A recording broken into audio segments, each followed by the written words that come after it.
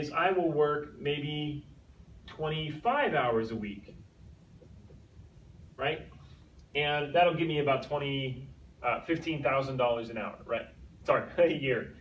Now, if I work 25 instead of 40, yes, I have 15 free hours, but those 15 free hours come from what? They come from somebody else's pocket.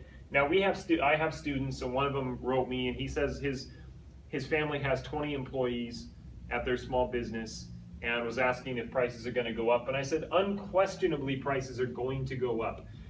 Because if you have, let's say you're a business and you have 20 employees, and right now they're making $10 an hour, they're going to make $15 an hour.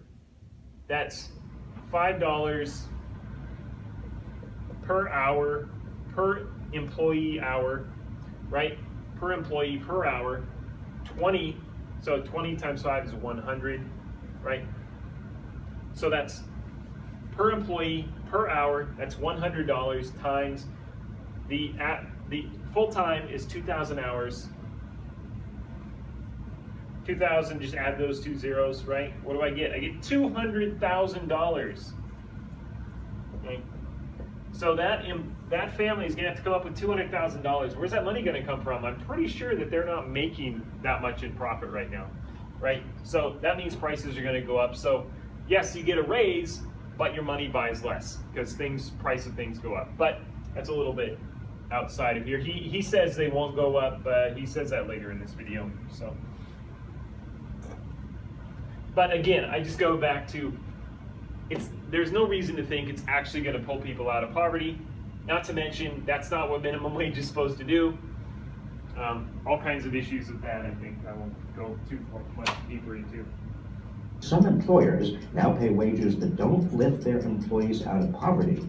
The rest of us pay for their Medicaid, food stamps, housing, and other assistance, in effect subsidizing these low-wage employers.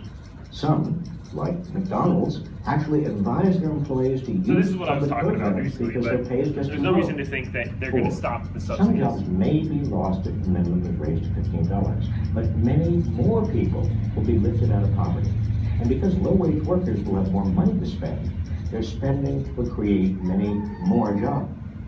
So if this was true, then you could just take poor countries and sell them, you need higher minimum wage. So Bangladesh, I know your minimum wage is like $1 a day. You need to make it $5 a day. What's going to happen? Well, they're going to have no jobs because nobody's going to produce in Bangladesh if they have to pay people 5 times what they produce. But his argument is that if you pay McDonald's workers a higher wage, they're going to have more money in their pocket. They're going to go out and spend it. Are they going to spend it at McDonald's? Is McDonald's going to have so much more demand for their goods? No. And where is that $5 going to come from? Is it going to come from increased productivity? The average restaurant, right now, the average restaurant makes 4% profit. So that means if you sell $1 million, you're bringing home $40,000, right?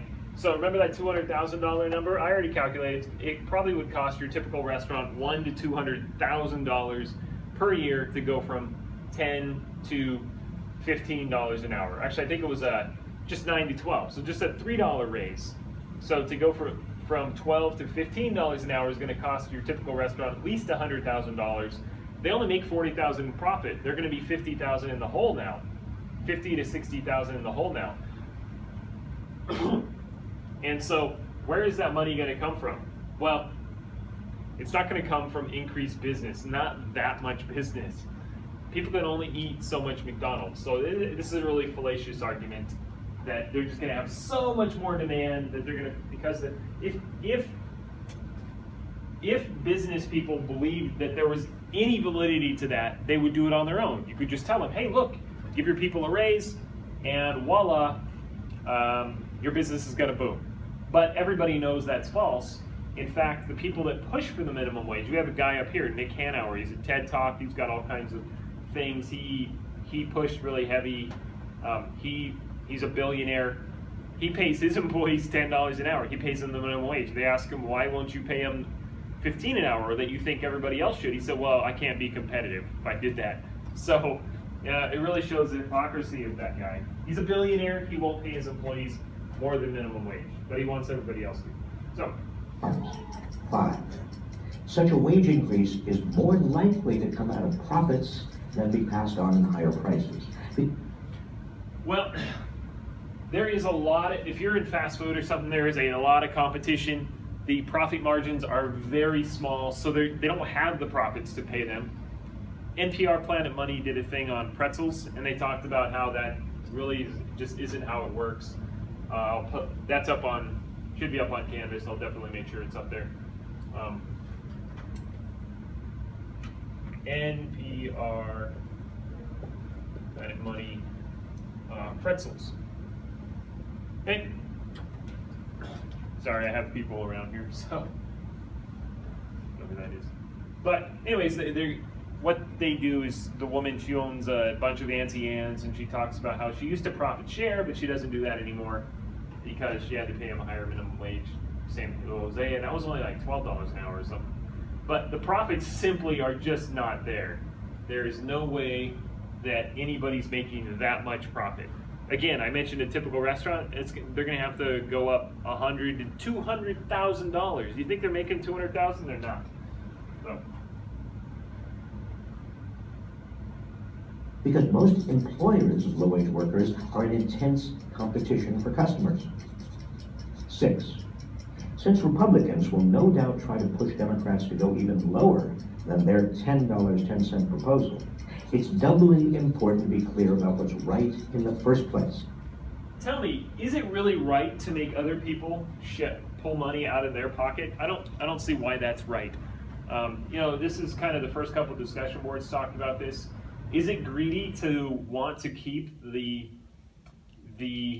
fruits of my own labor, or is it and somehow it's benevolent to want to take the fruits of other people's labor? I don't really understand why that makes any sense to anybody, but tell me, is it the right thing to make other people pay for third parties? Shouldn't it be, if you want to help people, you should buy their products or maybe hire them or something like that? So I just think that's another fallacious, I don't even think that's an argument there. Democrats should be talking about a bigger increase, not listening to Republican demands for a smaller one. So, I mean, bigger increase, what do we want? $20 an hour, 30, 40, 50? You know, the other thing I would say is that 15 an hour, that's just a new floor. So you look at the wages of various people, right? So you have this job, you know, your experience pushes you up. Right now, it's $7.25. Well, in California, it's higher, and it's almost $10 in Washington. Boom. So 15 an hour, you're making 15 an hour, you're 50% above the minimum wage. You're feeling pretty good. Minimum wage goes up to $15 an hour, you're not going to be happy anymore. You're going to want 20 bucks an hour. So you're going to say, what? Now these people that just came in, I've been working here 5 years and I'm making 15. These people that joined yesterday are going to make the same amount as me. That's not right. So I want a raise. So, okay, so you're going to give them 20 an hour.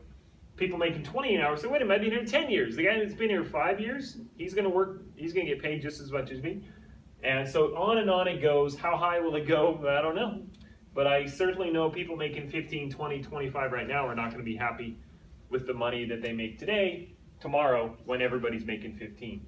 So, and this is in Gravity Payments, which is a Seattle company. A guy started out of his dorm room. He got really famous because he made a $72,000 an hour minimum wage. And initially people said, yay, everybody clapped. But after they started to think about it, people that had been there, putting in 80, 90-hour work weeks, been there from the beginning, they started to think about it. They say, wait a minute, I've been working my butt off, and so-and-so just joined the last week, and they're going to make just as much as me, or close to it. That's not fair. And he had some of his top people quit. His brothers sued him, and he was in a world of economic hurt. He lost a lot of business because people didn't feel like it was the right thing to do. They felt it was wrong, and so he's had some financial issues because of it. You know, now remember, that was voluntary. So hey, whatever. He wants to do it, then he can reap the repercussions. But it's not going to be all roses. So I point to 20th Century Motor Company. It's a thing. I think it's the Stark that hunts website has it. It's just reprinted from Atlas Shrugged, but it's a very good analogy, sort of a narrative thing. So anyways, I think that was the last, I thought he had a seventh one. Seventh and finally, at a time in our nation's history when 90... Yeah, so it's neither smart nor right. That would be my objection. So anyways, I hope you enjoyed this video. I always enjoy talking about this. It's pretty quick. I kind of dinged it off. If I had more people in here, I would love to take questions. But if you guys have any questions, feel free to email me. Thanks, guys.